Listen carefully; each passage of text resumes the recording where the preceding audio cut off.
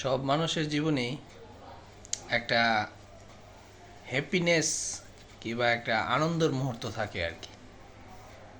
তো এই আনন্দ মুহূর্তটা আমি একটা উপলব্ধি করতে পারলাম যে অনেকেরই তো অনেক ধরনের আনন্দ মুহূর্ত থাকে। যেমন ধরেন আমরা একটা ভালো কিছু করতে পারলাম, একটা জব করতে পারলাম, এটা তো মনে একটা আনন্দ আসে। ভালো একটা প্রতিষ্ঠানে যাইতে পারলাম, এটাও একটা মনের আনন্দ। কে নিজের একটা ইচ্ছা পূরণ করলাম, এটাও একটা আনন্দের মুহূর্তই।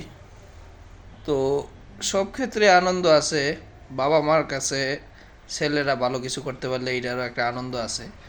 তো আমি একটা আনন্দ মুহূর্ত একটা ফিল করতে পারলাম যে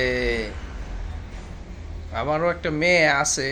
তো ওই ক্ষেত্রেটা একটু আনন্দটা একটা ফিল করতে পারলাম, যে এরকম যে এক এক বা ১.৫ বছর থেকে ৩-৪ বছরের ভিতরে ছেলে হোক মেয়ে হোক, তাদের সাথে যে বাবা মার একটা বন্ধুত্ব সম্পর্ক, একটা হই হুল্লো, একটা আনন্দ উল্লাস, একটা সময় দেওয়া, এই যে একটা আনন্দ মুহূর্তটা আমার কাছে অনেক খুশির মনে হয় আর কি। এত আনন্দটা আমি বলে বোঝাতে পারবো না আর কি।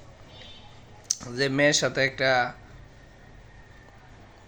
মনে করেন দুষ্টামি করা, অনেকগুলা কথার উত্তর দেওয়া, অনেক কোশ্চেনের আনসার করা।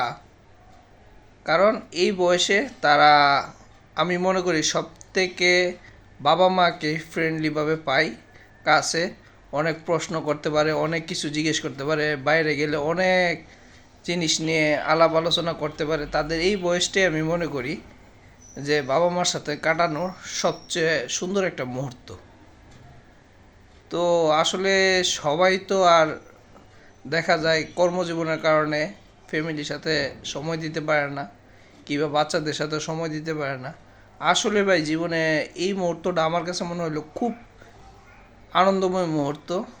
যে একটা বাবা একটা মেয়ের সাথে, একটা ছেলের সাথে সময় দেওয়াটা, তারাও অনেক আনন্দ ফিল করে।